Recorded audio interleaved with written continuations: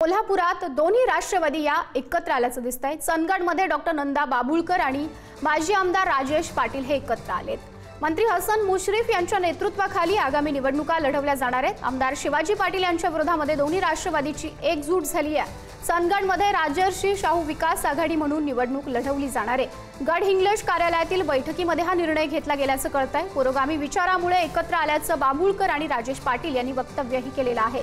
काँग्रेसमधील अनेक जण आमच्याकडे येणार असा राजेश पाटील यांनी दावाही केलेला आहे।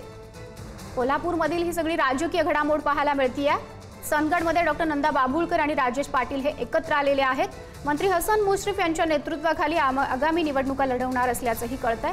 अधिक माहिती या सगळ्या संदर्भामध्ये जाणून घेऊयात। प्रतिनिधी शेखर पाटील आपल्याशी जोडले गेलेले आहेत। शेखर, याबाबत अधिकची माहिती।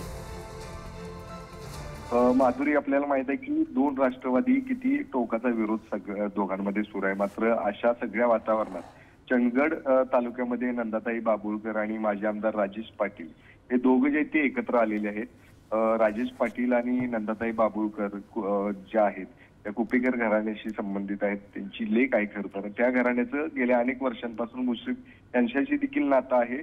त्यामुळे निश्चितच हे सगळं योग घडवण्यामध्ये मुश्रीफ यांचा मोठा वाटा आहे।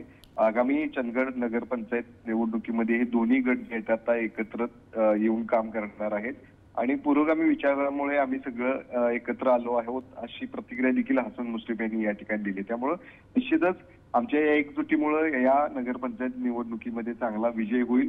शिवाय आमच्यासोबत अजूनही काही नेते जे आहेत या ठिकाणी युती करण्यासाठी तयार आहेत असं देखील मुश्रीफ यांनी पत्रकार परिषद घेऊन जाहीर केलेले। त्यामुळे निश्चितच एकीकडे दोन्ही राष्ट्रवादींच्या चर्चा सुरू आहेत, मात्र दुसरीकडे दोन्ही राष्ट्रवादी कोल्हापुरात एकत्रित निवडणूक लढवणारी ही पहिली बातमी म्हणावं लागेल।